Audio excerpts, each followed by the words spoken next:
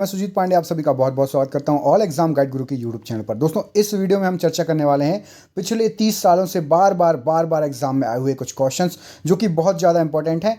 उनका हम रिवीजन करेंगे सुपर फास्ट फटाफट। गांधी जी से हुए पूना समझौता पर किसने हस्ताक्षर किए थे? तो पूना समझौता पर हस्ताक्षर BR अम्बेडकर जी ने किए थे। विदेशी शासन कितना भी अच्छा क्यों ना हो, वह स्वराज की बराबरी नहीं कर सकता, इस कथन में किसके विचार अभिव्यक्त होते हैं? तो ये कहा था आपका दयानंद सरस्वती जी ने। अगला क्वेश्चन, कांग्रेस में किस अधिवेशन में सूरत विभाजन हुआ था? तो सूरत विभाजन हुआ था 23वें अधिवेशन में। अपने कक्ष में एक उपग्रह पृथ्वी के चक्कर लगाता रहता है, इसका क्या कारण है? तो इसका कारण है अपकेंद्रीय बल। सुभाष चंद्र बोस भारतीय राष्ट्रीय कांग्रेस के अध्यक्ष कितनी बार रहे हैं? तो यहां पर सही आंसर हो जाएगा 2 बार। सितंबर 1920 में कलकत्ता के विशेष अधिवेशन में गांधी जी ने असहयोग की नीति अपनाने के प्रस्ताव का किसने समर्थन किया था? तो यहां पर सही आंसर हो जाएगा मोतीलाल नेहरू जी ने समर्थन किया था। नालंदा विश्वविद्यालय में रत्न सागर क्या था? तो रत्न सागर एक पुस्तकालय का नाम था। भारत की सबसे लंबी प्रायद्वीप नदी कौन सी है? तो सबसे लंबी प्रायद्वीप नदी है गोदावरी। कौन सी नदी बंगाल का अशोक कहा जाता है? तो बंगाल का अशोक यहां पर दामोदर नदी को कहा जाता है। बिहार का अशोक कमेंट करके बताइए। चेरापूंजी भारत के किस राज्य में स्थित है? तो चेरापूंजी स्थित है आपका मेघालय में। कमेंट करके मेघालय के सीएम और मेघालय का राज्यपाल का नाम जरूर बताइएगा। अगला क्वेश्चन, उत्तर पश्चिम भारत में सर्दियों में वर्षा का कारण क्या रहता है? तो सर्दियों में उत्तर पश्चिम भारत में वर्षा होती है आपकी पश्चिमी विक्षोभ के कारण। काजीरंगा राष्ट्रीय उद्यान किसके लिए प्रसिद्ध है? तो ये एक सींग वाले गैंडे के लिए प्रसिद्ध है। दुनिया का सबसे बड़ा द्वीप कौन सा है? तो दुनिया का सबसे बड़ा द्वीप आपका ग्रीनलैंड है।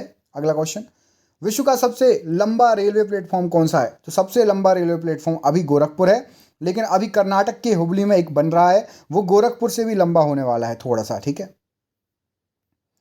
लोकसभा में आंग्ल भारतीय समुदाय के लिए प्रतिनिधित्व का प्रावधान भारत के संविधान में दिया गया है, तो ये दिया गया अनुच्छेद 331 द्वारा दिया गया था। किस स्थान पर अलकनंदा तथा भागीरथी नदी का संगम होता है? तो ये होता है आपका देवप्रयाग पर। नए राज्यों की स्थापना करने की विधानीय शक्ति किसे है? तो संसद को है। किस अनुच्छेद के तहत है? कमेंट करके बताइए। नए राज्य संसद किस अनुच्छेद के तहत बना सकता है? राज्यसभा को कितने दिनों के अंदर किसी धन विधेयक पर अपनी संस्तुति देनी होती है? तो यहां पर सही आंसर हो जाएगा 14 दिनों के भीतर देनी होती है। संविधान के अंतर्गत मूल अधिकारों का संरक्षक कौन है? तो न्यायपालिका मूल अधिकारों का संरक्षक है।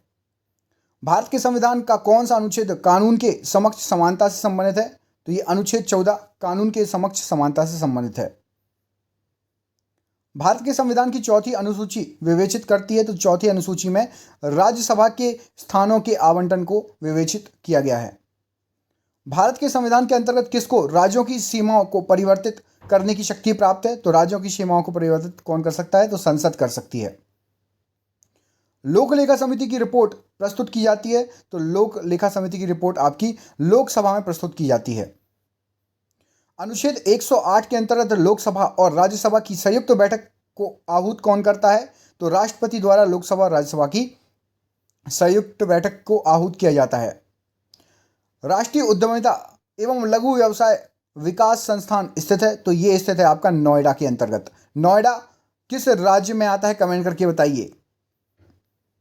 भारत की किस पंचवर्षीय योजना में सामाजिक न्याय एवं समानता के साथ समृद्धि पर बल दिया गया है? तो यहां पर सही आंसर हो जाएगा 9वीं पंचवर्षीय योजना में। कृषि क्षेत्र का शीर्ष बैंक क्या है? तो नाबार्ड कृषि क्षेत्र का शीर्ष बैंक है। सदाबहार क्रांति भारत में कृषि उत्पादन बढ़ाने के लिए प्रयोग में लाई गई, इसका श्रेय किसको जाता है? तो इसका श्रेय जाता है आपका डॉक्टर MS स्वामीनाथन को। किसानों के लिए किसान क्रेडिट कार्ड योजना कब से लाई गई थी? तो किसान क्रेडिट कार्ड योजना सन 1998-99 में लाई गई थी। हाइड्रोजन बम विकसित किया गया था, तो हाइड्रोजन बम एडवर्ड टेलर द्वारा विकसित किया गया था 1952 में। पहला ब्रिटिश वायसराय कौन था? तो पहला ब्रिटिश वायसराय आपका लॉर्ड कैनन सही आंसर हो जाएगा। समुद्री खरपतवार किसका महत्वपूर्ण स्रोत है? तो समुद्री खरपतवार आयोडीन का महत्वपूर्ण स्रोत है। भारत में आर्थिक सर्वेक्षण प्रकाशित किया जाता है, तो आर्थिक सर्वेक्षण आपका वित्त मंत्रालय द्वारा प्रकाशित किया जा सकता है।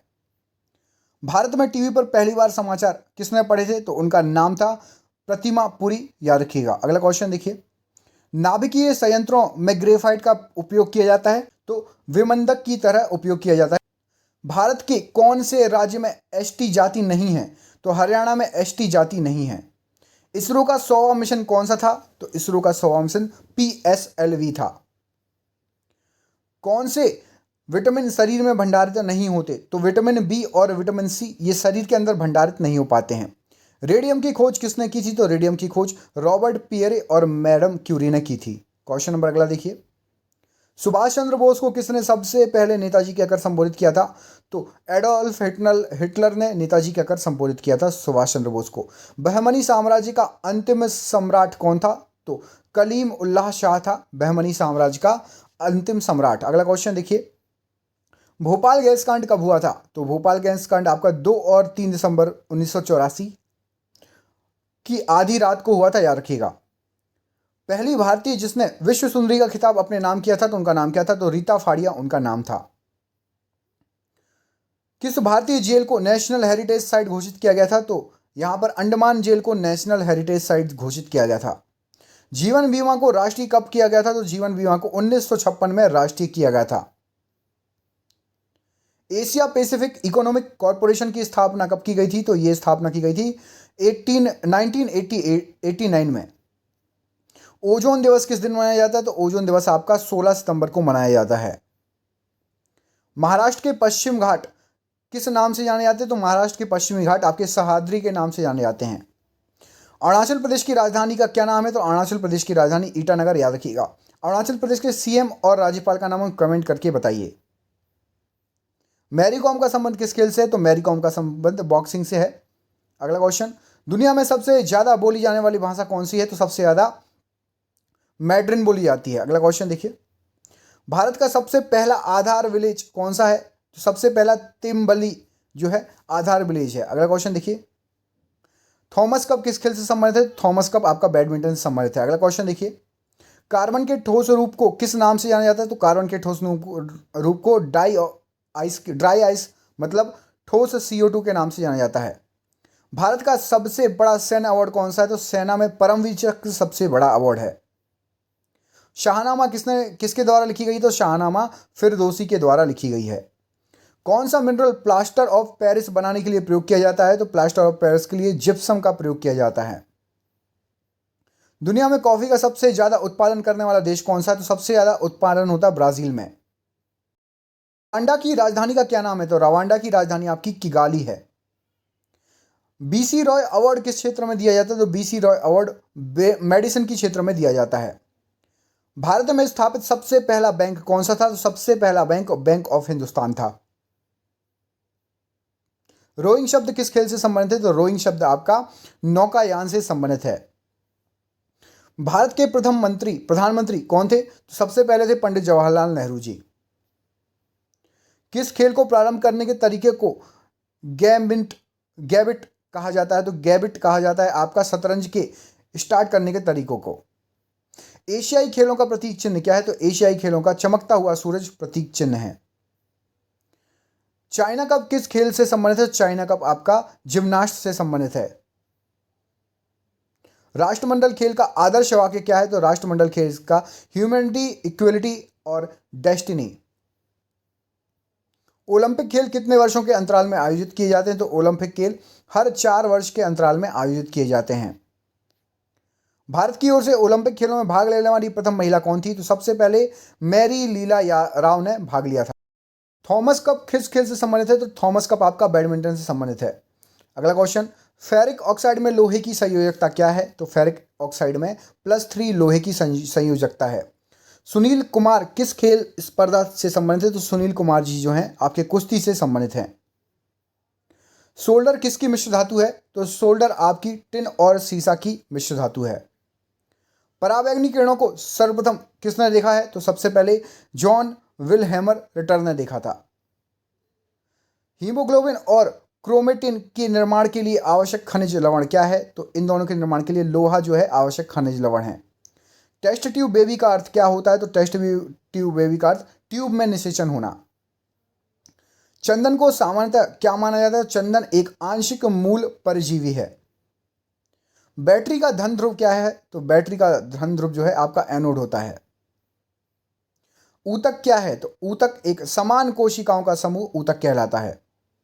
एड्स कैसे फैलता है? तो एड्स वायरस युक्त रक्त के लेने से जो है एड्स फैलता है। ओजोन की परत हमें किस किरण से बचाती है? तो परावैंगनी किरण से बचाती है। भारत में नॉर्मन बोरलॉग किसके लिए प्रसिद्ध है? तो नॉर्मन बोरलॉग आपका हरित क्रांति के लिए प्रसिद्ध है। कौन सा ऊतक पदार्थों में जल के परिवहन का कार्य करता है? तो यहां पर सही आंसर हो जाएगा जाइलम। ऊतक में जल जो है पदार्थों में जल का परिवहन का कार्य करता है जाइलम। गन्ना और गेहूं में किसके द्वारा परागण होता है? तो गन्ना और गेहूं में हवा द्वारा परागण होता है, याद रखिएगा। वाष्पोत्सर्जन मापी यंत्र कौन सा है? तो वाष्पोत्सर्जन मापी यंत्र आपका पॉट है। किस पशु के दूध में सबसे ज्यादा प्रोटीन होता है? तो भेड़ के दूध में सबसे ज्यादा प्रोटीन पाया जाता है। स्वस्थ मनुष्य के शरीर में औसतन कितना रक्त होता है? तो स्वस्थ मनुष्य के शरीर में औसतन 5 से 6 लीटर रक्त होता है। मनुष्य के शरीर में रक्त का शुद्धिकरण का कार्य कौन सा अंग करता है? तो किडनी रक्त का शुद्धिकरण करती है। यदि आपकी किडनी खराब हो जाए तो क्या हो जाएगा? डायलिसिस करवाना पड़ता है यदि किडनी खराब हो जाए तो। बुद्ध की प्रथम मूर्ति कहाँ बनी है? तो बुद्ध की प्रथम मूर्ति आपकी मथुरा कला में। किस कला में बनी है? एक क्वेश्चन है, तो मथुरा कला में। सबसे अधिक संख्या में बुद्ध की मूर्तियों का निर्माण किस शैली में किया गया है? तो सबसे अधिक गांधार शैली में किया गया है। बुद्ध ने किसके प्रामाणिकता को स्पष्ट नकार दिया था? तो बुद्ध ने वेदों के प्रामाणिकता को स्पष्ट नकार दिया था। बौद्ध का परम धर्म लक्ष्य क्या है? तो बौद्ध का परम धर्म लक्ष्य निर्वाण है। धार्मिक जुलूस की शुरुआत सबसे पहले किस धर्म में की गई? तो सबसे पहले बौद्ध धर्म में धार्मिक जुलूसों को निकाला गया था। बौद्ध का सर्वाधिक पवित्र त्यौहार कौन सा होता है? तो वैशाख की पूर्णिमा, जिसको बुद्ध पूर्णिमा ही बोलते हैं। वैशाख पूर्णिमा किस नाम से विख्यात है? तो ये बुद्ध पूर्णिमा के नाम से विख्यात है। अनीश्वरवाद को मानने वाले कौन कौन से धर्म हैं? तो अनीश्वरवाद को मानने वाले बौद्ध धर्म एवं जैन धर्म हैं। चतुर्थ बौद्ध संगति कहाँ हुई है? तो चतुर्थ बौद्ध संगति हुई थी आपकी कुंडलवन, कश्मीर में। भारतीय संविधान के किस अनुसूची में 28 राज्य और 7 केंद्र शासित प्रदेशों का उल्लेख किया गया है? तो यहां पर सही आंसर हो जाएगा आपका संविधान की प्रथम अनुसूची में ये उल्लेख है। किस संशोधन के द्वारा दिल्ली को राष्ट्रीय राजधानी का क्षेत्र का दर्जा मिला था? तो संशोधन 69वें संशोधन के द्वारा दिल्ली को राष्ट्रीय राजधानी का दर्जा मिला था। भारतीय संविधान की द्वितीय अनुसूची में किस का जिक्र किया गया है? तो द्वितीय अनुसूची में वेतन भत्ते और पेंशन का जिक्र किया गया है। राष्ट्रीय एवं राज्यपाल के वेतन भत्ते और राष्ट्रीय नहीं, यहां पर राष्ट्रपति होना चाहिए, तो राष्ट्रपति एवं राज्यपाल के वेतन भत्ते और पेंशन आदि का उल्लेख भारतीय संविधान के किस अनुच्छेद में मिलता है? तो यह मिलता है आपका संविधान के द्वितीय अनुसूची में। मोहम्मद गौरी किस युद्ध में पृथ्वीराज चौहान को हराया था? तो मोहम्मद गौरी ने तराइन के द्वितीय युद्ध में हराया था। पहले युद्ध में हार गया था, दूसरे में पृथ्वीराज चौहान को हरा दिया था। हिंदी साहित्य की प्रथम कहानी कौन सी थी? तो हिंदी साहित्य की प्रथम कहानी इंदुमती, याद रखिएगा, ये प्रथम कहानी है। भारतीय संविधान की तीसरी अनुसूची में किसका वर्णन किया गया है? तो पद ग्रहण के समय ली जाने वाली शपथ का उल्लेख किया गया है। राष्ट्रपति, उपराष्ट्रपति और मंत्रियों के पद ग्रहण के समय जो शपथ ली जाती है उसका वर्णन भारतीय संविधान की किस अनुसूची में किया है? तो अभी बताया आपको, तीसरी अनुसूची में उसका वर्णन है। इब्न बतूता किस देश के निवासी थे? तो ये मोरक्को के निवासी थे, याद रखिएगा। भारतीय संविधान की 7वीं अनुसूची में किसका वर्णन किया गया है? तो 7वीं अनुसूची में केंद्र और राज्यों के बीच शक्तियों के बंटवारे का उल्लेख किया गया है। संघ सूची, राज्य सूची और संवर्ती सूची का वर्णन किस अनुसूची में किया गया है? तो इन तीनों सूचियों का 7वीं अनुसूची में वर्णन किया गया है। किस मुगल शासक के शासन काल में स्थापत्य कला अपनी चरम सीमा पर स्थित था? तो शाहजहां के शासन काल में जो है स्थापत्य कला चरम सीमा पर था। अकबर ने जजिया कर कब बंद करवाया था? तो अकबर ने जजिया कर 1564 ईस्वी में बंद करवाया था। और ये रहा आज का आपका आखिरी क्वेश्चन। संघ सूची के अंतर्गत आने वाले विषयों पर कानून बनाने का अधिकार किसे है? तो संघ सूची के अंतर्गत आने वाले विषयों पर कानून बनाने का अधिकार केंद्र सरकार को है। कमेंट करके बताइए। आपको एक सरप्राइज क्वेश्चन दे रहा हूं कि भारत का निम्न सदन कौन सा होता है और भारत का उच्च सदन कौन सा होता है? बताइए, कमेंट करके जरूर बताइएगा निम्न सदन और उच्च सदन के बारे में। हम आपसे मिलते हैं अगले वीडियो में। तब तक के लिए आप प्लीज़ हमारे चैनल पर यदि पहली बार आए हैं तो चैनल को सब्सक्राइब जरूर कर लेना। रोज 8 बजे सुबह आपको ऐसे 100 क्वेश्चंस का वीडियो मिलता है जो कि रेगुलर कई सालों से पूछे जा रहे हैं। वीडियो को लाइक करके दोस्तों के साथ शेयर कर दीजिए। मिलते हैं अगली वीडियो में, तब तक के अपना ख्याल रखिए। आप सभी का बहुत बहुत धन्यवाद दोस्तों। आपका दिन शुभ हो। बहुत बहुत धन्यवाद।